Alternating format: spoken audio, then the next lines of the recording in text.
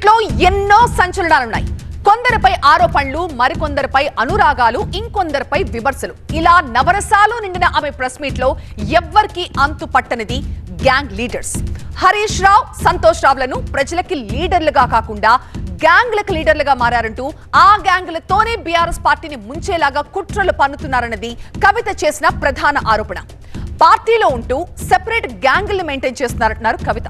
ఇంతకు ఆమె ఆరోపణల ప్రకారం గులాబీ పార్టీలో గ్రూపులు కట్టి గ్యాంగుల్ని మెయింటైన్ చేస్తున్నారా?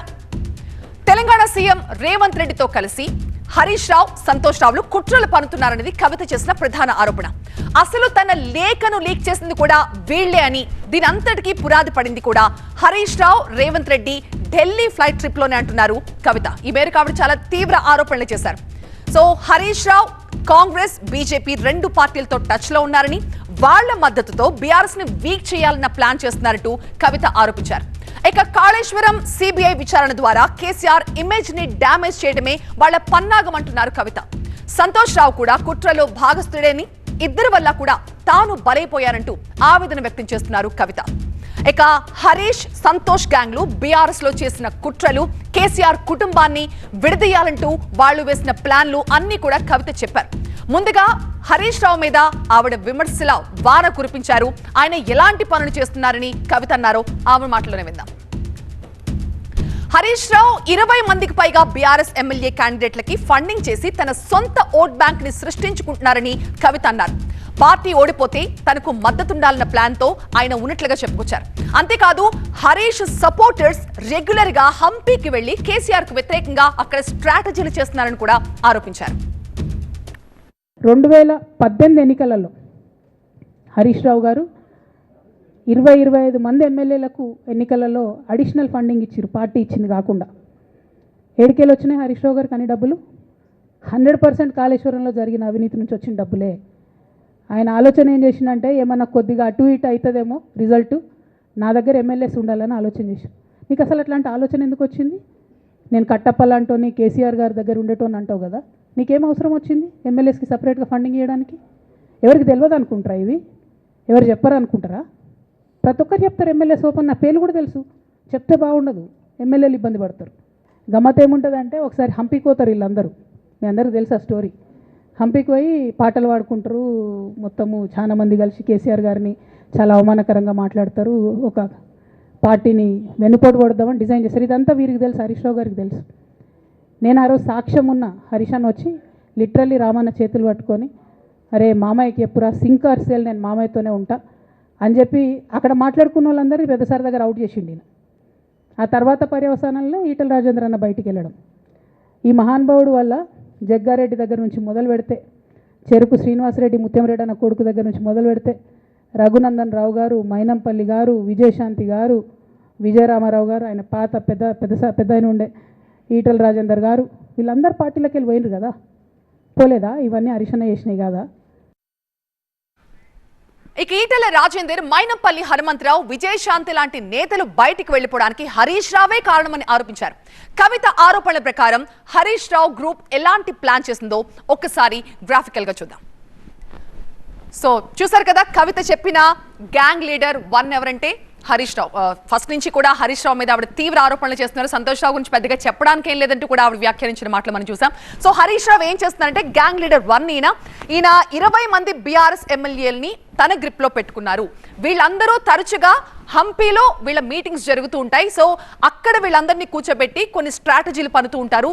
ఎందుకంటే ఇలా చేయడానికి కారణం సపోర్టర్స్ ని బిల్డ్ చేసుకోవడం. రేపటి రోజు ఏదైనా ఇబ్బంది అయ్యి పార్టీలోంచి బయటకు రావాల్సి వస్తాయి, హరీష్ రావుకి సపోర్ట్ గా ఉండడం కోసం ఒక 20 మంది ఎమ్మెల్యేలని ఆయన తన చేతిలో పెట్టుకున్నారని కవిత చెప్పారు. సో సొంత ఓటు బ్యాంక్ క్రియేట్ చేసుకోవడం, పార్టీలో తిరుగులేని ఒక నేతలాగా ఆయన ఒక చక్రం తిప్పాలి, ఆధిపత్యాన్ని చూపించాలని ఒక ఇమేజ్ తెచ్చుకోవడం కోసం హరీష్ రావు ఇలాంటి ప్లాన్ చేస్తున్నారని చెప్పారు. ఇక సంతోష్ రావు గురించి చూద్దాం, గ్యాంగ్ లీడర్ 2. సో సంతోష్ రావు ఏం చేశారంటే, కవిత చెప్పిన ప్రకారం ఆయన ఆర్థికంగా బలోపేతం కావడం, సో మల్టీ క్రోర్ ప్రాపర్టీలు ఉన్నాయి, విల్లాలు ఉన్నాయి, పెట్టుబడులు పెడుతున్నారు. పార్టీని అడ్డంగా పెట్టుకుని వీళ్ళు చేసిన అక్రమాలు అన్ని కావు, ఆర్థికంగా చాలా బలోపేతంగా తయారయ్యారు బీఆర్ఎస్ పార్టీని అడ్డం పెట్టుకుని సంతోష్ రావు అని కవిత అన్నారు. సో అలాగే అనుచరులను పెంచుకోవడం, పార్టీలో తనకంటూ ఒక గ్రూప్ ని క్రియేట్ చేసుకుని ఒక స్ట్రాంగ్ లీడర్ లాగా ప్రొజెక్ట్ అయ్యారు. అలాగే పోచంపల్లి శ్రీనివాస్ రెడ్డి అసలు ఆయనకు ఏ రకంగా కూడా అర్హత లేకపోయినా కేవలం సంతోష్ రావు ఫ్రెండ్, సంతోష్ రావు క్లాస్మేట్ అన్న కారణంగానే ఆయనకి ఎమ్మెల్సీ ఆయనకి పార్టీలో ఒక మంచి పదవి ఇచ్చి ఆయన కూర్చోబెట్టారంటూ కవిత ఆరోపించారు. అలాగే ఎమ్మెల్సీ నవీన్ కూడా, ఆయన కూడా సంతోష్ రావు గ్రూప్ లో ఒక మెంబరే, ఆయన గ్యాంగ్ లో మెంబరే. సో ఆయన ప్రాపర్టీలో కూడా ఆయన భాగస్వామిగా ఉన్నారు, బ్లూఫిన్ కంపెనీలో సంతోష్ రావు ఇన్వాల్వ్ అయి ఉన్నారు అనేది కవిత చెప్పిన ఆరోపణ. సో సంతోష్ రావు పై కవిత ఏమన్నారో ఒకసారి నేరుగా ఆమె నోటి నుంచి మనం విందాం. హరితహారం, తెలంగాణకు హరితహారం అని పెద్దలు కేసీఆర్ గారు పెద్ద కళతోని 230 కోట్లు అక్కడ గోబీ డెజర్ట్ల వాళ్ళు చెట్లు పెట్టి చైనాను కాపాడుకున్నారు. మనం అదే స్థాయిలో తెలంగాణను బాగు చేసుకోవాలని పెద్దసారి హరితహారం అని పెడితే, ఈయన దానికో నకిలీ ప్రోగ్రామ్ గ్రీన్ ఇండియా ఛాలెంజ్ అని పెడతాడు. తెల్లారులేస్తే సినిమా వాళ్ళని తీసుకురావాలి, రోజు ఒక ఫోటో వేసుకోవాలి. దాని వెనుక ఉన్న కుట్ర ఏంటంటే జీవో అమెండ్మెంట్ అవుతుంది సంతోష్ గారి గురించి. ఆ ఫారెస్ట్లను 10% ఇన్కమ్ ఎవరన్నా ఇస్తే అమ్యూజ్మెంట్ పార్క్లకు ఇస్తారన్నట్టు. దానికోసం జీవో అమెండ్ అవుతుంది.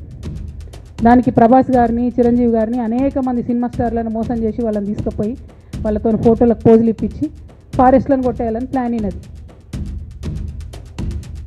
ఇక్కడ మరో విషయం ఏంటంటే సంతోష్ రావు టీమ్ గా చెప్పబడుతున్న పోచంపల్లి శ్రీనివాస్ రెడ్డి అతి పెద్ద అవినీతి పరుడంటూ బాంబు పేల్చారు కవిత. అంతేకాదు పోచంపల్లి కరప్షన్ కి సంబంధించిన ప్రతి డేటా తన దగ్గర ఉందని చెప్పుకొచ్చారు. ఆ డేటా డీటెయిల్స్ మొత్తం బీఆర్ఎస్ ఎమ్మెల్యే పల్లా రాజేశ్వర్ రెడ్డి తనకిచ్చారంటూ మరొక బాంబు పేల్చారు.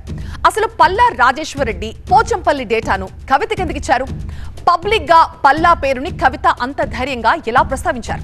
ఈ ఆరోపణలకు ఎవరు ఇరుకున పడ్డారన్న దానిపై చర్చ జరుగుతోంది తెలంగాణ వ్యాప్తంగా. ఇక ఈయనకి 2-3 మనుషులు ఉంటారు సంతనకి. ఆయన పోచంపల్లి శ్రీనివాస్ రెడ్డి అని ఎమ్మెల్యే. ఇది నాకు విషయం ఎవరు చెప్పారు అంటే మన పల్లా రాజేశ్వర రెడ్డి అన్ననే చెప్పిండు. మీకు ఏమైనా డౌట్లు ఉంటే ఆయన అడగొచ్చు. ఈ పోచంపల్లి శ్రీనివాస్ రెడ్డి అనేట ఆయన వరికోల్ అనే ఊరు, సామాన్య కుటుంబం, మధ్యతరగతి కుటుంబం. ఇవాళ అక్కడ ఆయన శ్రీమంతుడు అని పిలుస్తారు పోచంపల్లి శ్రీనివాస్ రెడ్డి గారు. ఇక్కడ నాకు పల్లారాజేశ్వర రెడ్డి గారు చెప్పిన సమాచారం ప్రకారం దానికి ఏం రాపించుకుంటాడు ఈయన పేపర్లల్లో? ఒంటరి పోరాటం చేసి ఓడిన హరీష్ రావు. అసలు ఓడిపోయింది మీ వల్ల కదా. మీరు మీడియా మేనేజ్మెంట్లో సూపర్, అలా డౌట్ ఏం లేదు. రామన్న యూట్యూబ్లు మేనేజ్ చేసి నా మెయిన్ స్ట్రీమ్ మీడియా మేనేజ్ చేస్తాడు, అంతే, అంతకుమించి వేరే ఏం లేదు. నేను రామన్నని రిక్వెస్ట్ చేస్తున్నా, అన్న మీరు కూడా ఆ స్కిల్ నేర్చుకోండి అన్న. అట్లనే ఈటెల రాజేందర్ గారు ఉప ఎన్నిక దగ్గరుండి హరీష్ అన్న గెలిపిలేదా అండి ఈటెల రాజేందర్ని?